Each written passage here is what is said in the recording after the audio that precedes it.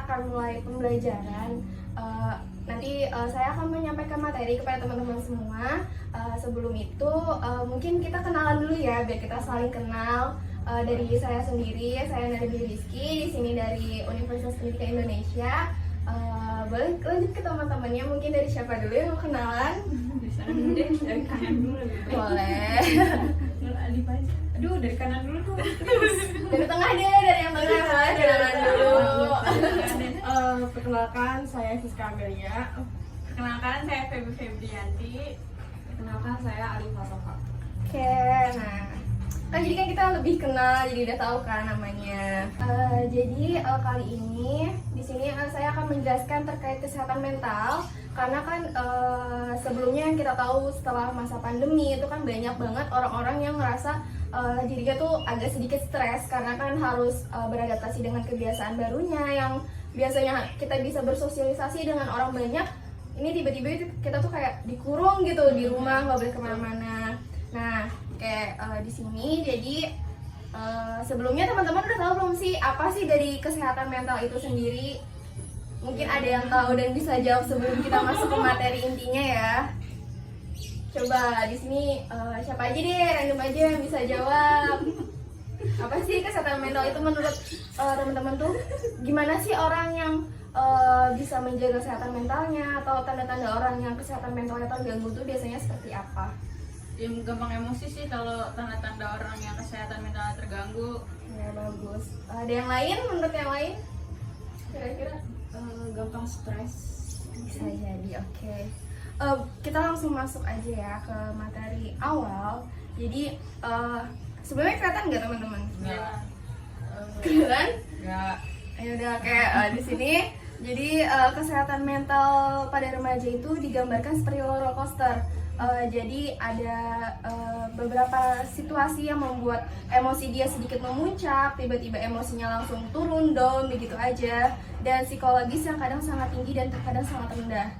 Jadi kesehatan mental itu biasanya emosi dari seseorang yang mengalami kesehatan mental yang terganggu itu dia akan suka tiba-tiba tuh merasa emosinya tuh sangat memuncak sekali, tapi tiba-tiba dia merasa kayak dirinya tuh kayak duh kok sedih banget, kayak pengen nangis, pengen meluapkan apa yang dia rasain tuh tapi nggak bisa. Nah, jadi kesehatan mental itu juga merupakan suatu keadaan di mana biasanya remaja itu kurang mampu memahami, mengkomunikasikan dan meregulasi emosinya. Dia tidak akan bisa mengontrol emosinya dengan baik, dia tidak akan bisa memahami apa sih yang membuat mental dia itu terganggu. Biasanya pikiran tuh selalu kalut atau terlalu banyak pikiran, jadi dia nggak bisa mengutarakan gimana sih cara dia untuk mengekspresikan apa yang lagi dia rasain, karena mungkin ada satu hal yang menjadi menghambat dia untuk mengekspresikan apa yang dia rasakan. Oke. Nah di sini biasanya menurut teman-teman apa sih, kenapa sih orang tuh biasanya kesehatan mentalnya tuh terganggu? Problem keluarga. Bisa. Ada yang lain? Kira-kira? Perkembangan kayak pembulian. Bisa. Oke, kita lanjut ya. Nah, di sini tuh terdapat aspek menurunnya kesehatan mental seseorang, yaitu karena kesulitan dalam memahami, mengkomunikasikan dan melakukan regulasi emosi. Nah, adapun faktor-faktor yang menyebabkan kesehatan mental seseorang itu tetap terganggu. Sebenarnya banyak sekali faktor-faktor yang menyebabkan kesehatan mental seseorang itu terganggu, tapi biasanya itu yang sering terjadi karena kehilangan orang terdekatnya, mungkin kayak keluarganya. Ketika seseorang kehilangan orang tuanya, pasti kan dia sangat iya kan, berduka, terpukul, kehilangan, tapi dia nggak punya ruang gitu untuk bercerita dan menyampaikan apa yang dirasakan atas kehilangannya. Kemudian kekerasan, baik itu kekerasan di dalam keluarga, kekerasan di teman kayak bullying itu sangat-sangat berpengaruh sekali terhadap mental seseorang, karena dia biasanya akan merasa sangat tertekan, terpukul, dan dia trauma, ketakutan, tapi dia nggak bisa ngadu ke siapapun karena dia udah terlanjur karena mendapatkan tekanan dari yang membulinya. Terus lingkungan serta kondisi keluarga. Lingkungan itu sangat berpengaruh sekali terhadap seseorang, karena ketika lingkungan itu sehat, orang-orang pun akan positif gitu ke kitanya juga bisa kalaupun kita butuh cerita kita bisa cerita, kalau kita butuh teman pun kita mendapat dukungan. Tapi ketika lingkungan itu tidak sehat, kita tidak akan mendapatkan dukungan dari teman-teman kita yang seharusnya mendukung kita untuk kesehatan mental kita. Dan kondisi keluarga, terkadang seperti kemarin kejadian COVID mungkin ya, banyak keluarganya mungkin yang seperti mengalami di PHK, diberhentikan kerjanya.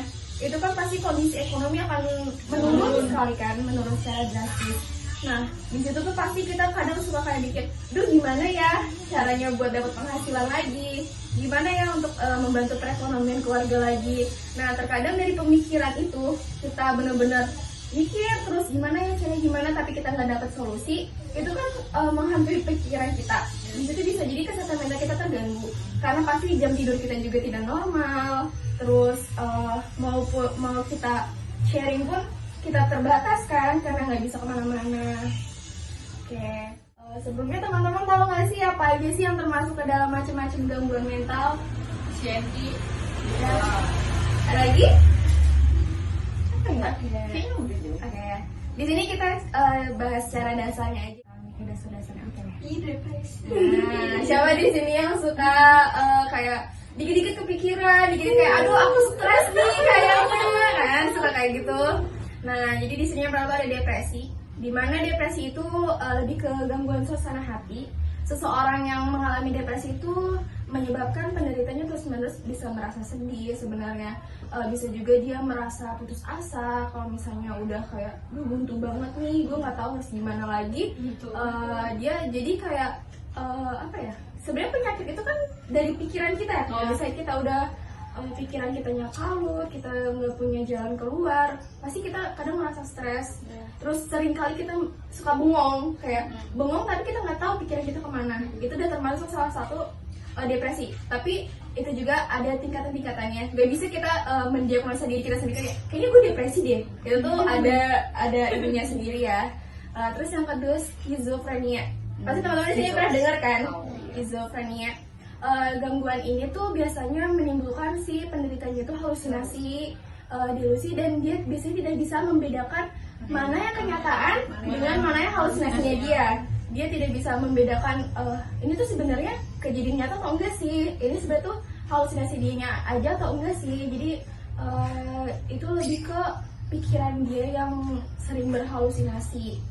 Nah, terus yang tadi anxiety, ini tuh lebih ke penderitanya tuh sering merasa cemas, ketakutan yang secara berlebih, dan dia biasanya tuh seringkali ketika berkerumun di dalam orang banyak, dia akan merasa tertekan karena dia takut, karena dia merasa cemas kayak ini tuh gak nyaman loh buat gue.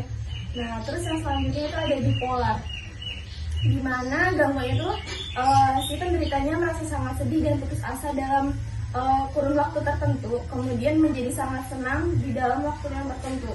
Jadi dia bisa tiba-tiba senang, bisa tiba-tiba sedih, dan dan dia tidak bisa mengontrol itu. Jadi udah lost gitu. Kalau misalnya sedih banget, kalau misalnya emosi itu bisa sangat memuncak sekali. Nah, yang selanjutnya itu gangguan tidur. Di sini siapa yang tidurnya suka gak nentu, kadang begadang, kadang tidurnya cepat. Nah, itu tuh bisa termasuk juga ke salah satu gangguan kesehatan mental, karena di sini tuh perubahan pada pola tidur yang sampai mengganggu kesehatan dan kualitas hidup penderitanya. Seperti contohnya sulit tidur, yang insomnia, mimpi buruk, yang sering mimpi buruk, parasomnia, dan sangat mudah tertidur, narkolepsi. Nah, itu juga termasuk ke dalam gangguan kesehatan mental. Nah, terus gimana sih caranya kita untuk mengatasi ketika seseorang itu terkena gangguan mental? Ada yang tahu nggak ini kira-kira gimana sih cara mengatasi? Kayak dasarnya aja deh, kita tuh ketika kita ketemu nih sama orang atau teman kita yang kayaknya dia tuh kesehatan mentalnya terganggu, itu tuh kita harus gimana sih sama seseorang itu? Ngerangkul dia, terus ngasih tahu caranya biar yaudah nggak usah terlalu dipikirin gitu. Ya, betul. Ada lagi Psikolog. Iya, itu adalah jalan yang paling betul ya. Oke, jadi ini di sini tuh ada berbagai cara untuk mengatasi seseorang yang terkena gangguan mental. Yaitu yang pertama kita memahami keadaan mereka. Gimana sih jadi mereka yang berusaha untuk menyembuhkan itu, untuk keluar dari zona dia yang ketika dia mentalnya terganggu. Jadi sebisa mungkin kita memahami dia terlebih dahulu, jadi kita tahu perasaannya. Setelah itu kita kasih dukungan kepada mereka, karena biasanya seseorang yang kesehatan mental terganggu tuh dia merasa sendiri, kayak dia merasa dijauhi, kayak kenapa sih? Karena dia tidak bisa tahu juga kenapa dia bisa kayak gitu. Jadi itu kita harus mendukung dia, gimana caranya kita narik lagi dia, kayak ayo kita bisa kok, kita bisa lewatin. Terus kita menjadi pendengarnya, karena terkadang orang yang kesehatan mental terganggu itu dia tidak bisa menyampaikan apa yang dia rasakan, dia merasa sendiri, jadi dia bingung. Terkadang orang yang seperti itu pun dia hanya butuh didengarkan. Kita cukup kayak, kamu kenapa? Ketika dia cerita pun ya udah, kita cukup mendengarkan. Kalau misalnya dia pun butuh saran, butuh bantuan dari kita kasih. Nah, terus yang selanjutnya kembali ke pikiran, karena terkadang penyakit itu datangnya dari pikiran ya biasanya. Nah, kita alihkan pikiran seseorang yang menjadi penderitanya itu ke hal-hal yang lebih positif. Kita ingetin lagi, maksud kita kalau kita pun kita sharing cerita, kita ceritanya yang positif-positifnya ke dia. Jadi kita membangun pikiran dia yang lebih positif lagi, biar pikirannya dia tuh nggak tentang yang mengganggu kesehatan mentalnya dia, masalah-masalah dia. Jadi seolah-olah tuh kita bawa dulu masalah dia tuh jauh dulu. Jadi kita bikin dia senyaman mungkin di lingkungannya, terus kita bikin dia tuh nyaman dengan kita pada saat dia cerita, dia sharing. Terus kita kasih ruang juga kepada seseorang itu untuk berbagi, karena terkadang orang yang mengalami kesehatan mental juga tuh nggak banyak dia yang lebih suka menutup dirinya, karena dia merasa kayak ya udah itu masalah kita aja, kita mau cerita pun kita bingung ke siapa. Jadi selain kita harus ngasih dukungan, kita juga ngasih ruang kepada mereka. Kalaupun emang mereka orang-orang tersebut tidak ingin bercerita ke kita terlebih dahulu, kita biarkan. Maksudnya kita kasih waktu ke dia untuk sendiri, dia menenangkan dirinya. Ketika dia sudah tenang, pasti dia juga akan butuh kita. Pasti dia butuh teman untuk cerita, teman untuk mendengar. Ketika dia udah siap untuk bercerita, kita kasih ruang sebebas-bebasnya untuk dia tuh bercerita, mengeluarkan apa yang dirasakan. Yang terakhir yang tadi yang kita berkonsultasi dengan psikolog, karena tentu kesehatan mental ini tuh nggak bisa didiemin juga ya. Karena itu pastinya nanti akan sangat berpengaruh, dan kalau misalnya pun udah parah, itu bisa kok gangguan jiwa, bisa gila dan segala macamnya.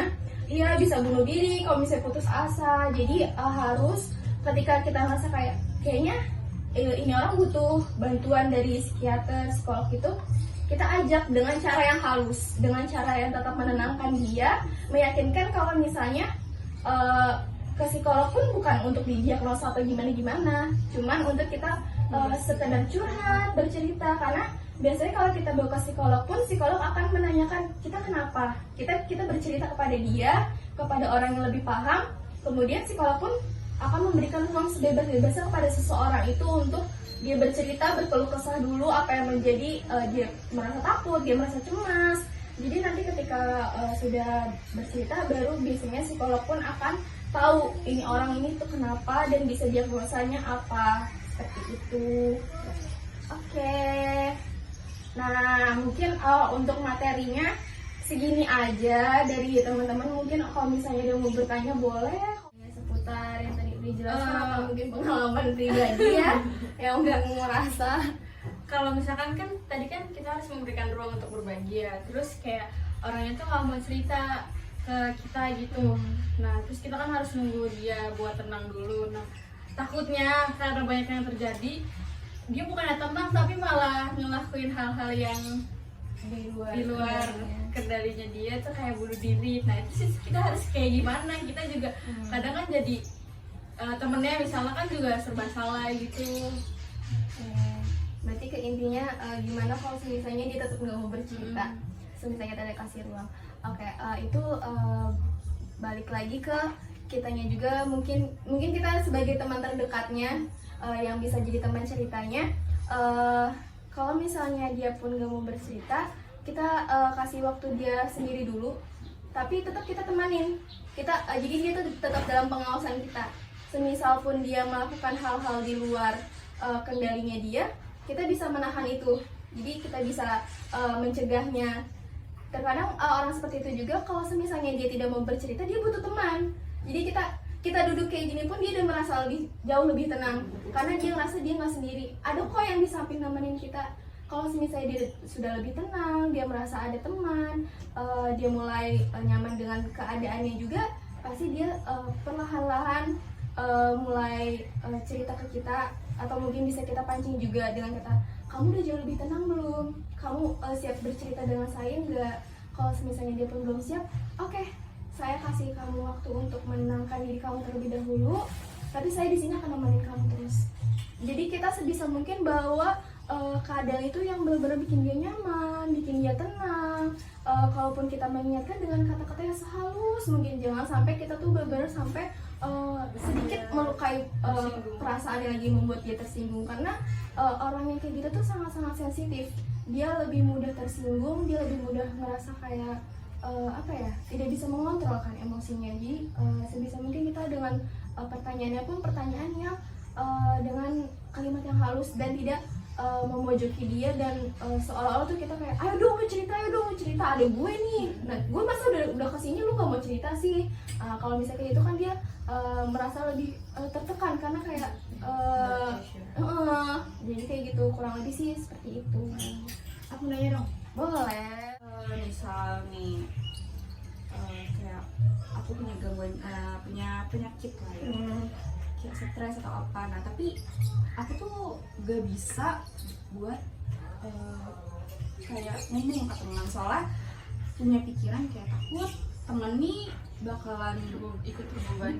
bukan ikut terbebani, jadi kayak ikut apa sih namanya, press kita gitu. Kitanya jadi makin malah bukannya terbantu, malah Dia jadi terpojok gitu. Itu gimana ya, apa langsung ke psikolog aja atau gimana? Soalnya kan kalau misalnya tadi yang disampaikan, kita harus butuh seenggaknya satu teman buat untuk bercerita. apa kita ke teman yang lain. Cuman kan dalam pikiran kita tuh kayak udah pasti nih nanti kalau gue cerita lagi bakalan sama aja dong, gue sama jadi ntar dijudge, ntar di apa gitu. Itu gimana? Mungkin kalau misalnya kita ke teman kita merasa kurang percaya dan kita merasa sering dipojoki, takutnya dengan kayak lu gila ya, kan takutnya kan kayak gitu. Kita kan kita tuh sama orang tua pun butuh membangun hubungan yang baik.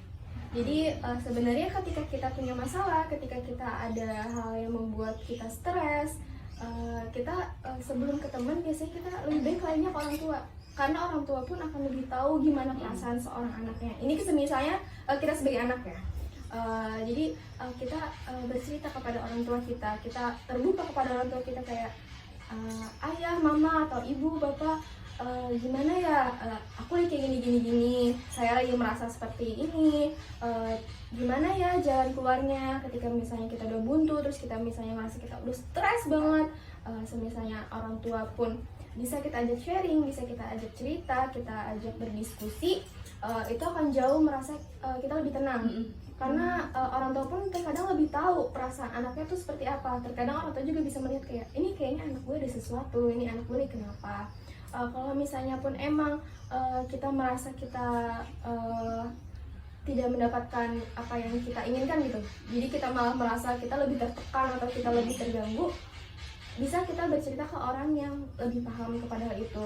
Entah pas kita datang ke psikiater, ataupun kita sekarang kan udah canggih ya zamannya, kita bisa sharing di Halodoc kayak gitu, kita cari yang khusus emang mengatasi hal-hal tersebut, kita bercerita kepada psikiater. Atau mungkin ketika kita di sekolah, kalau misalnya kita masih sekolah, kita bisa datang ke guru BK, kita bercerita ke guru BK, entah itu tentang masalah apapun. Kita sharing aja, karena biasanya orang yang basicnya emang pada di situ gitu bagiannya, dia akan lebih paham gimana cara untuk mengatasinya dan gimana cara untuk biar kita tuh nggak merasa terpojoki gitu. Biasanya seperti itu. Oke, ada lagi mungkin yang mau bertanya? Oke, kalau misalnya udah cukup, kita lanjut ke kuis. Kita main kuis. Nanti di situ ada 10 pertanyaan. Nanti kita mulainya bareng-bareng. Nanti silahkan dijawab menurut teman-teman yang jawabannya benar. Di setiap pertanyaannya itu nanti dikasih waktu 20 detik buat menjawabnya.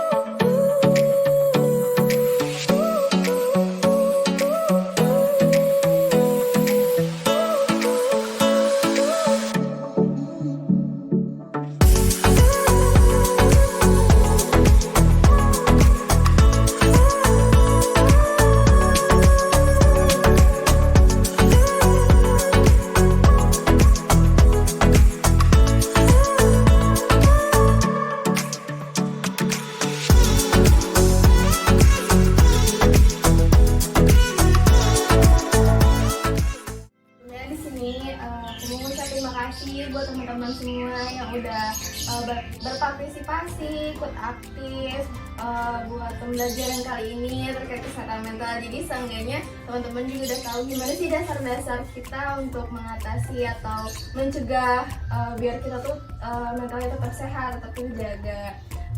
Mungkin dari teman-teman ada yang mau disampaikan kesimpulan hari ini? Boleh? Kesimpulannya adalah tolong menjaga kesehatan mental.